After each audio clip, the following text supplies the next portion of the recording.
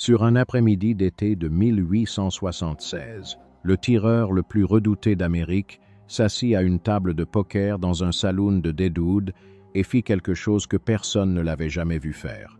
Il tourna le dos à la porte. Quelques heures plus tard, il était mort, ses cartes encore en main. Wild Bill Hickok fut le premier. Au cours des 32 années suivantes, 8 autres légendes de la frontière américaine allaient le suivre, et presque aucune d'entre elles ne mourut de la façon que les récits avaient promis. Ils furent abattus par derrière, trahis par des gens en qui ils avaient confiance, ou retrouvés seuls dans les étendues sauvages dans des circonstances qui n'ont jamais été pleinement élucidées. Voici les dernières heures de 9 légendes de la frontière, racontées dans l'ordre où elles sont tombées. L'histoire commence à Deadwood, un camp minier dans les Black Hills du territoire du Dakota qui, à l'été de 1876, n'existait techniquement pas.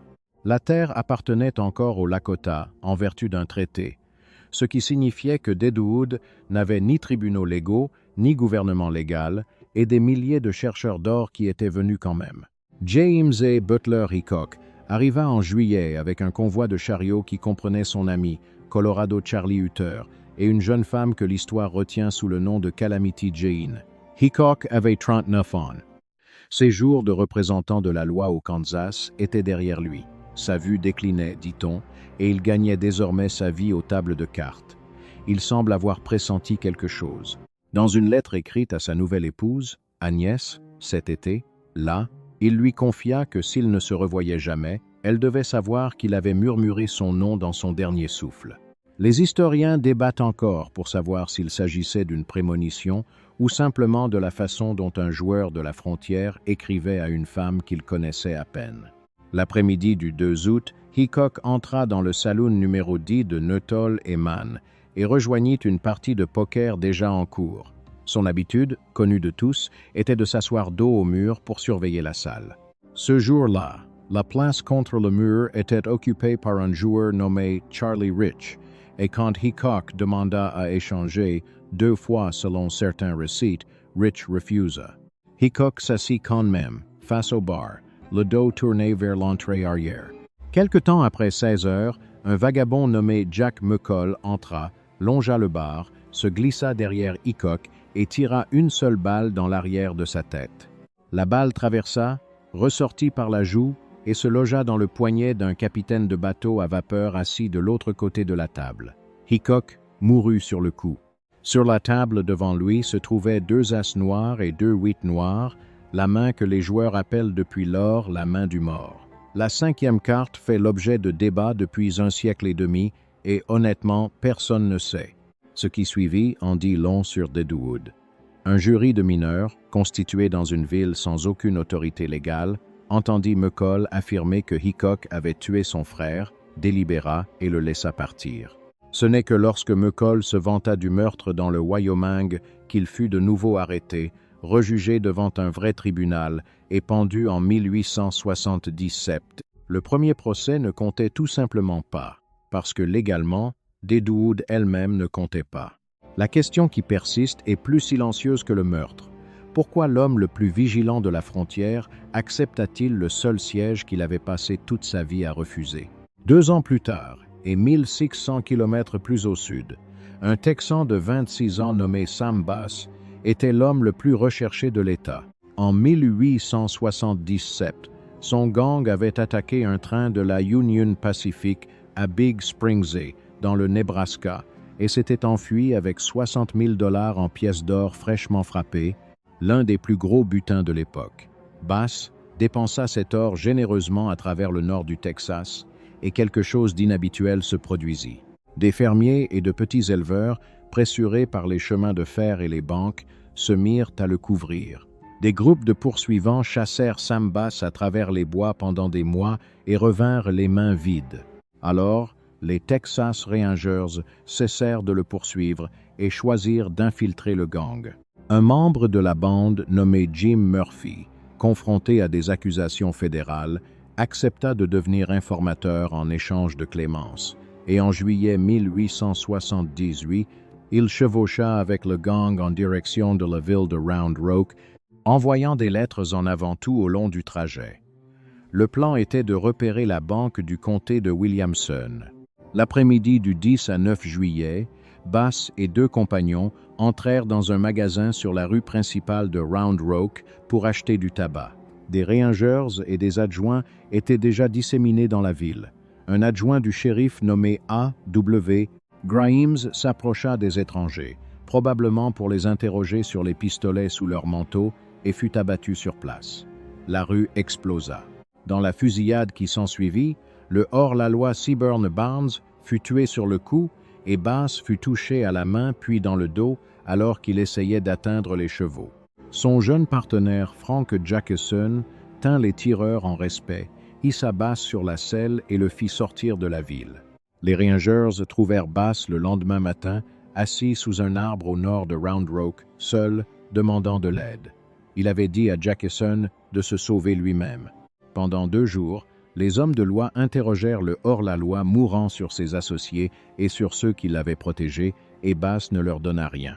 Sa réponse, dit-on, fut que ce serait contraire à sa profession de dénoncer ses amis et que quand un homme sait quelque chose, il doit mourir avec. Il mourut le 21 juillet 1878. C'était son 27e anniversaire. Jim Murphy, l'informateur, lui survécut moins d'1 an, mourant après avoir ingéré un poison qui était officiellement un médicament pour ses yeux. Beaucoup au Texas pensèrent qu'ils ne pouvaient plus supporter d'attendre que les amis de Sam Bass le retrouvent. En avril 1881, Billy the Kid était assis à Lincoln, au Nouveau-Mexique, sous une sentence de mort, quand il tua ses 2 gardiens, l'un avec le propre fusil du gardien, et quitta la ville à cheval sous les yeux du comté. Tous les récits s'accordent sur ce qu'il aurait dû faire ensuite. Le Mexique était à quelques jours de chevaucher vers le sud, et personne n'allait le suivre là-bas.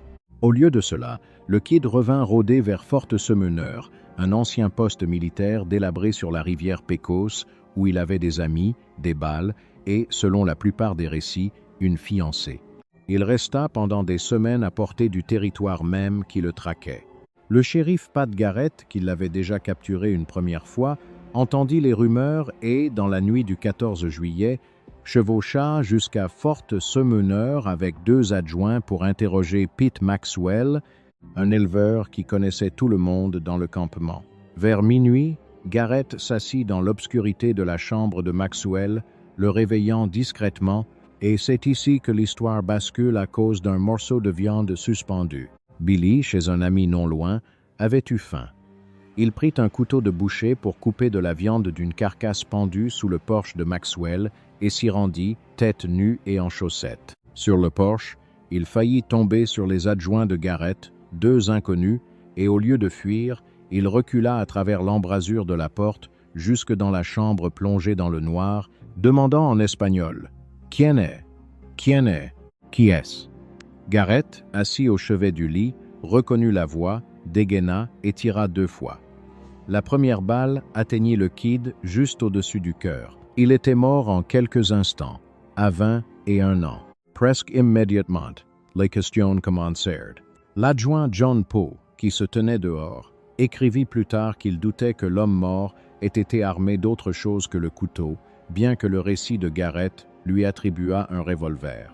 L'enquête fut assemblée dans la nuit avec des résidents locaux, conclue rapidement, et le Kid fut enterré le lendemain dans l'ancien cimetière militaire. Cette rapidité laissa juste assez de place pour une légende, et pendant des décennies des hommes comme Broychi Bill Roberts prétendirent que la tombe de Fort-Semeneur contenait quelqu'un d'autre. Les documents ne les soutiennent pas, mais les documents ne peuvent pas non plus répondre au mystère plus simple, qui est de savoir pourquoi un homme condamné à mort et disposant d'une route dégagée vers le Mexique choisit de rester chez lui. 9 mois plus tard, le hors-la-loi le plus célèbre d'Amérique mourut debout sur une chaise. En avril 1882, Jesse James vivait tranquillement au sommet d'une colline à Saint-Joseph, dans le Missouri, dans une petite maison à ossature blanche au 1310 à 8 rue Lafayette, sous le nom de Thomas Howard. Sa femme Z et leurs 2 enfants vivaient avec lui. Son ancien gang avait disparu, mort, emprisonné ou dispersé, et pour son dernier braquage planifié, il avait recruté 2 jeunes frères, Charlie et Bob Ford. Ce que Jesse ignorait, c'est que Bob Ford avait déjà rencontré secrètement le gouverneur du Missouri, Thomas Crittenden, et qu'une récompense de 10 000 $ était sur la table.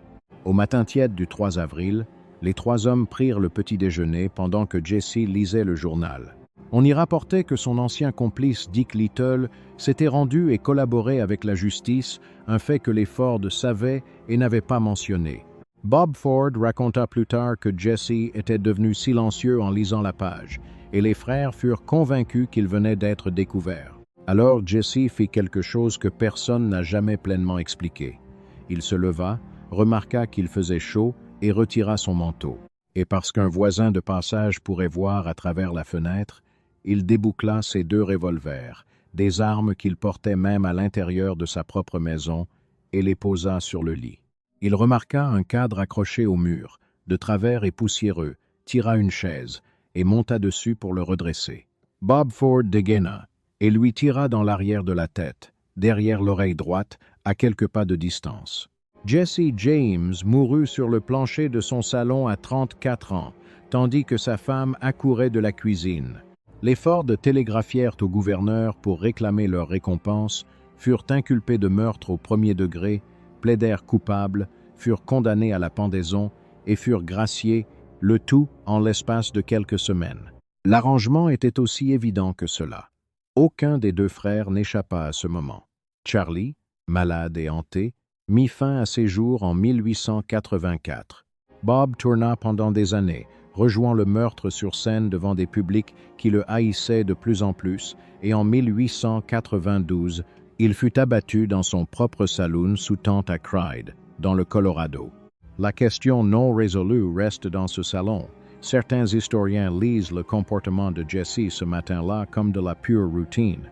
D'autres regardent le journal, les armes retirées et le dos tourné, offert à 2 jeunes hommes nerveux qu'il avait des raisons de ne pas croire, et se demandent si un homme traqué n'avait pas, d'une certaine façon, cessé de fuir. Ce même été, dans les montagnes du sud-est de l'Arizona, un corps fut trouvé assis dans un arbre. Johnny Ringo occupe une place étrange dans la mémoire de l'Ouest. C'était un tireur des guerres de faction de Tumestoon, un homme instruit selon la réputation, sombre et grand buveur, ennemi de Wyatt Earp et de Doc Holliday. En juillet 1882, son monde s'était effondré. Ses alliés parmi les soi-disant cowboys étaient morts ou dispersés après la chevauchée vengeresse des Earp, et des témoins de la région décrivirent plus tard Ringo en pleine beuverie de plusieurs jours, quittant Tumestoon seul à cheval.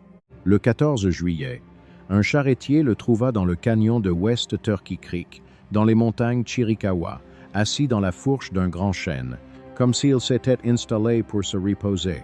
Il avait une blessure par balle à la tempe droite, une blessure de sortie à l'arrière de la tête, et son revolver pendait à un doigt de sa main. Un jury d'enquête conclut au suicide, et vu son état d'esprit ce mois-là, la conclusion était raisonnable. Mais les détails découverts au pied de cet arbre ont maintenu l'affaire vivante pendant plus d'1 siècle. Les bottes de Ringo avaient disparu, et ses pieds étaient enveloppés dans des bandes déchirées de son maillot de corps. Son cheval fut retrouvé plusieurs jours plus tard, à une certaine distance, avec les bottes attachées à la selle. Sa ceinture de cartouches était bouclée à l'envers. Rien de tout cela n'est impossible pour un homme seul dans la nature. Les cavaliers accrochaient parfois leurs bottes à la selle, et un homme désorienté et épuisé protège ses pieds comme il peut. C'est juste étrange, et des hommes plus étranges que Ringo se trouvaient dans les parages cette année-là.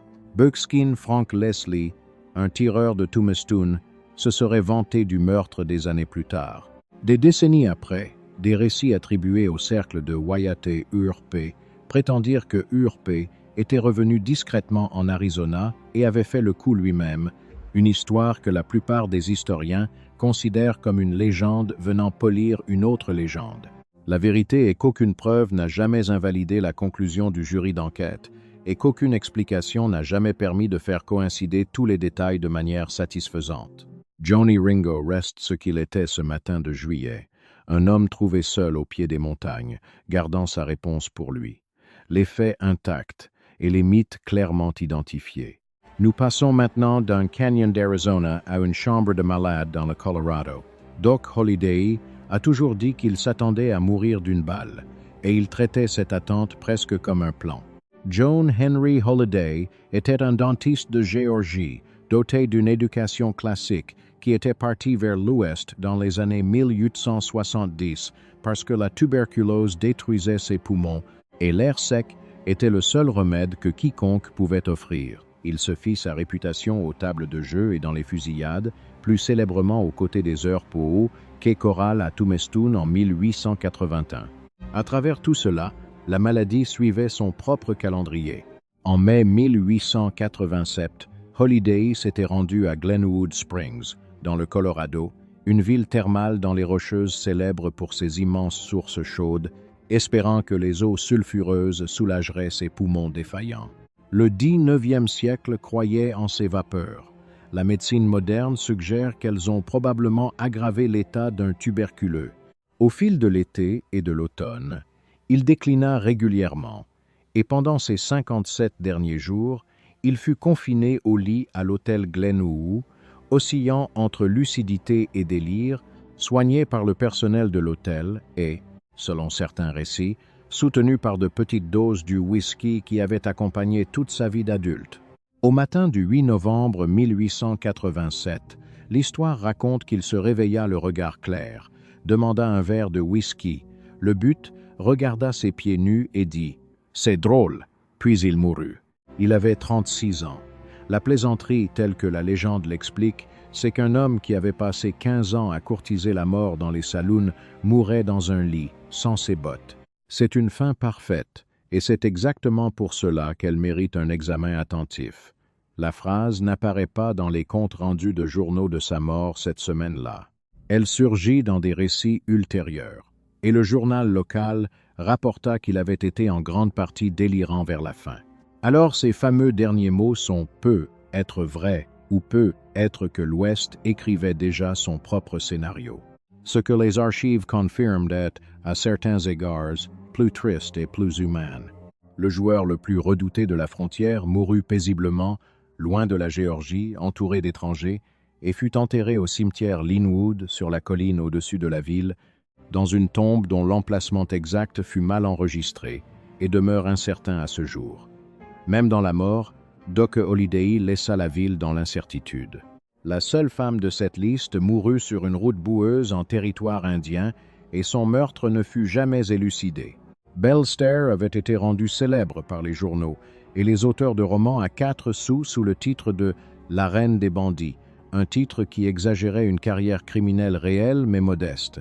Elle avait chevauché avec et épousé des hommes du milieu des hors-la-loi pendant des décennies, avait été reconnue coupable de vol de chevaux au fameux tribunal de Fort Smythe du juge Isaac Parker, et en 1889, elle vivait dans un méandre de la rivière canadienne appelé le coude des Younger, louant des terres à des métayers et essayant, selon certains récits, de garder les hommes recherchés du territoire à distance.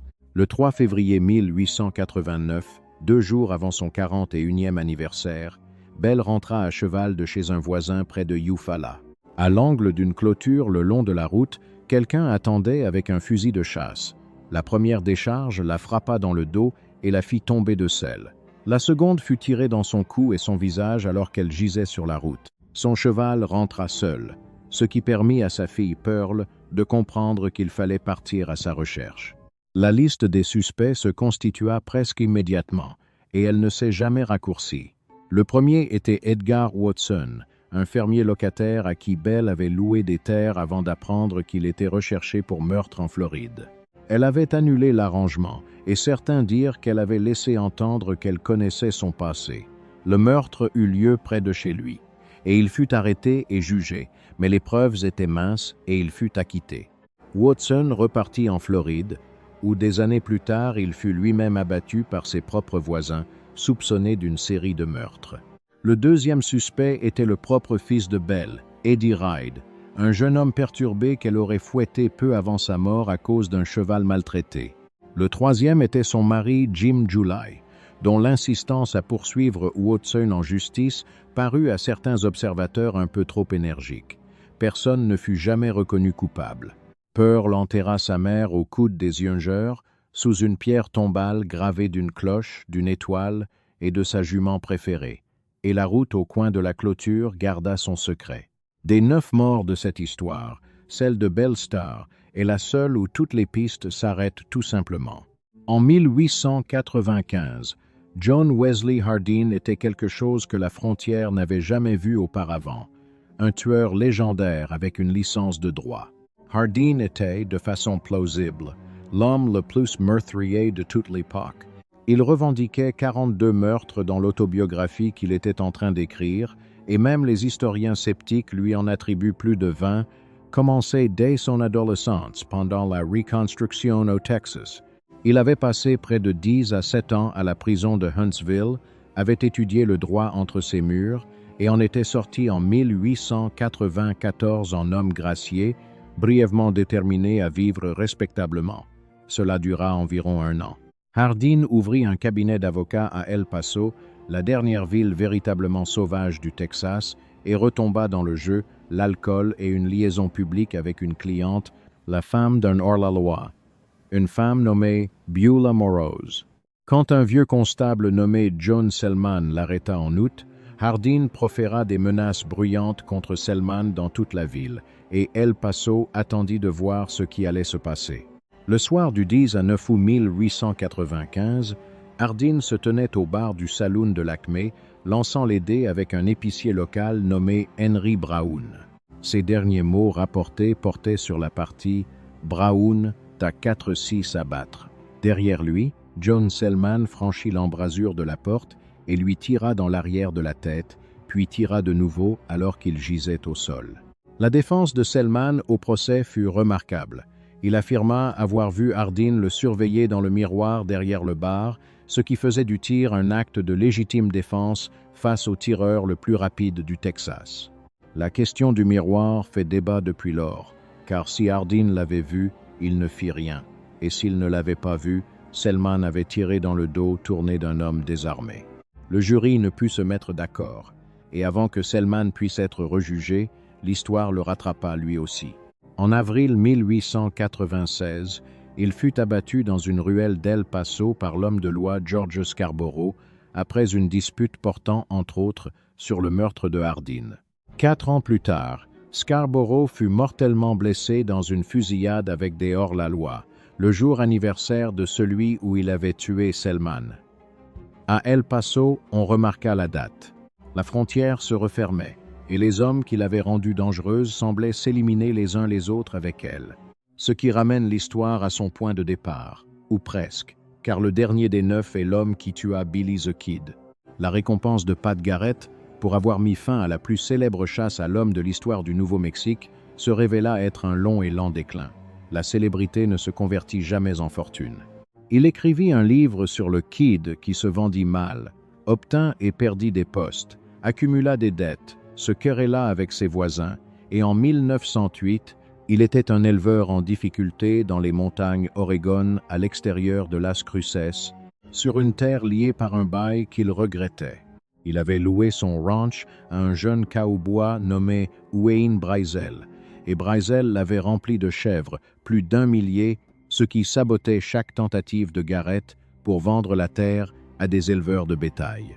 Le 29 février 1908, jour bissextile, Garrett se dirigeait vers Las Cruces dans un cabriolet avec un homme nommé Carl Adamson, dans le cadre d'un énième arrangement complexe pour débarrasser le ranch des chèvres. Brazel chevauchait à côté et la dispute se poursuivit le long de la route. À environ 6 kilomètres de la ville, Garrett fit arrêter le cabriolet et descendit pour se soulager au bord de la route. Il avait retiré son gant et son fusil pliant était resté dans le cabriolet. Il fut abattu d'une balle dans l'arrière de la tête et d'une autre dans le ventre et laissé dans le sable. Brazel se rendit à Las Cruces et avoua dans l'heure, invoquant la légitime défense, et Adamson, le seul témoin, le confirma. Presque rien dans la scène ne correspondait à cette version, à commencer par la direction des tirs et ce que Garrett faisait quand le premier le frappa. Cela n'eut aucune importance. Au procès en 1909, le jury acquitta Wayne Brazel en 15 minutes environ, et une célébration aurait été organisée ensuite. Dans les années qui suivirent, Les historiens ont assemblé un tableau plus large. Un réseau d'éleveurs qui voulaient la terre de Garrett et Garrett disparu, et la présence dans l'affaire du cabriolet de Jim Miller, un Texan poli et pratiquant, largement considéré comme un tueur à gages. Il fut lynché en Oklahoma l'année suivante, précisément pour ce genre de travail. La question de savoir si Brazel a tiré le coup de feu qu'il a avoué, ou s'il a couvert celui qui l'a fait, n'a jamais été tranchée. L'homme qui avait mis fin au Kid dans une chambre obscure en 1881 fut lui-même abattu par derrière sur une route à ciel ouvert, 27 ans plus tard, dans un monde qui avait désormais des automobiles, des téléphones et plus aucune place pour lui. 9 légendes et un seul motif. Hickok mourut le seul après-midi où il s'assit le dos à la porte. Jesse James mourut pendant les quelques minutes où ses armes étaient déposées. Billy the Kid entra dans le noir en demandant qui est là. Hardin regardait les dés. Garrett se tenait au bord d'une route. Belle Star rentrait chez elle à cheval. Même Ringo et Holiday, quoi que l'on pense de leur fin, moururent seuls et désarmés face aux choses qui les tuaient vraiment. C'étaient les personnes les plus vigilantes de leur époque, des hommes et une femme qui avaient survécu à des années de violence ouverte, et presque chacun d'entre eux fut emporté dans un moment humain ordinaire, sans défense. Les romans à 4 sous et les films nous ont donné des duels à midi pile parce que la vérité était plus difficile à vendre. La vérité, c'est que le vieil Ouest ne s'est pas terminé dans des confrontations. Il s'est terminé par des tirs dans le dos, des chambres de malades, des tribunaux qui ont détourné le regard et des questions auxquelles on n'a jamais répondu dans des canyons, des salons et des routes de comté. Est-ce la façon honnête de se souvenir d'eux, non pas comme des tireurs figés à l'instant du duel, mais comme des êtres humains qui ont épuisé la seule chose qui les avait maintenus en vie et qui n'avait jamais été la rapidité. C'était l'attention. Si un chapitre de cette histoire vous a marqué, dites-nous lequel dans les commentaires, et si vous voulez en savoir plus sur la frontière telle qu'elle s'est réellement passée, le prochain documentaire vous attend à l'écran.